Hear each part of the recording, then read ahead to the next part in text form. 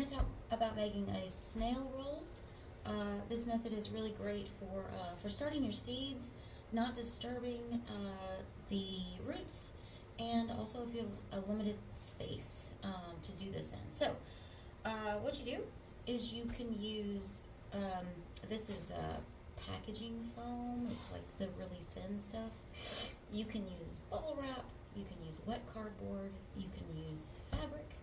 You can use just whatever. Basically, you're trying to have something that doesn't rot and will hold your soil and everything together. So this is the foam that I like. So what you're gonna do, this is about it's about 6 inches wide and maybe 30 to 36 inches long. All right, so what you do is you take your soil, your potting mix, whether you bought it or you made it, whichever, and you dump it on here. Give it a good layer. Let's say 1/2 inch. Don't go real thin. Remember, your roots have to grow in this. Okay? And we're going to do this all the way down. Alright, we've put the soil all the way down. And now we roll it. It's going to be messy.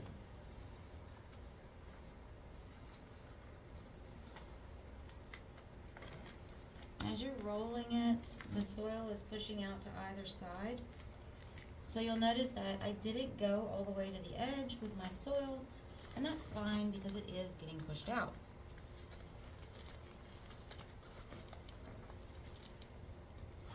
Now we've rolled it all up,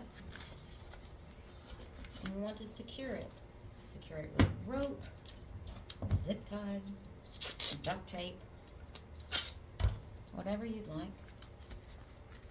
Or whatever you have, I should say. Okay? And that's your snail roll. Push the soil down, just like that. Add some that came out.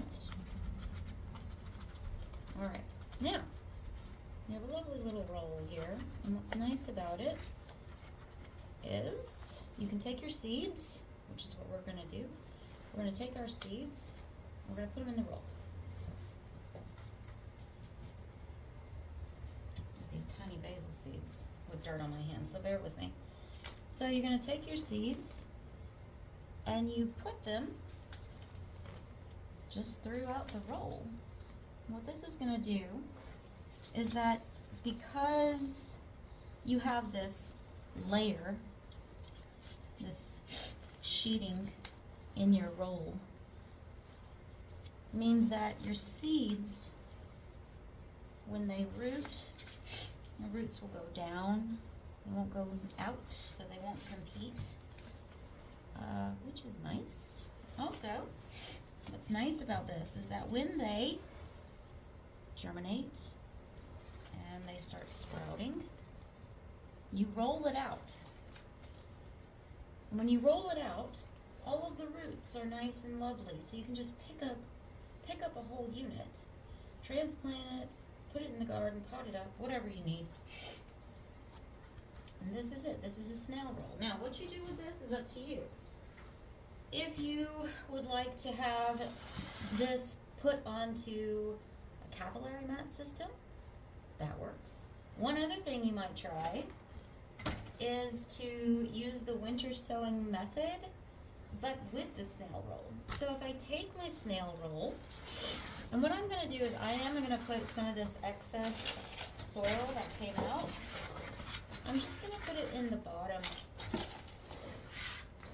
One, to clean up, but two, because when I pick this up, some soil is going to come out. So, just making it nice. So we're going to put the soil there in the bottom. We're going to take our snail roll and we're going to put it into our winter sowing milk jug.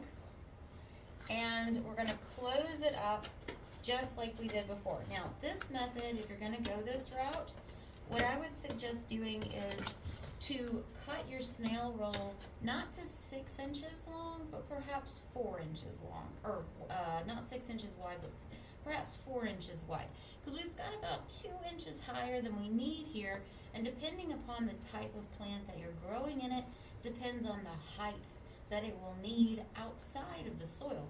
So this is basil. We're going to give it a go, see how it does, but, word to the wise, maybe 4 inches for those seedlings if you're going to do a snail roll in a milk jug. Winter sowing method. Again, with winter sowing, you put it in the milk jug, you take your duct tape, you close it up, you label it, you leave the top off, you put it outside. So this is how to make snail roll, and we're going to see how it works with winter sowing. But like I said, you can use this method with a capillary system or whatever you may choose. Put it in a pot and just water. That's fine too. But it's a really good space saver.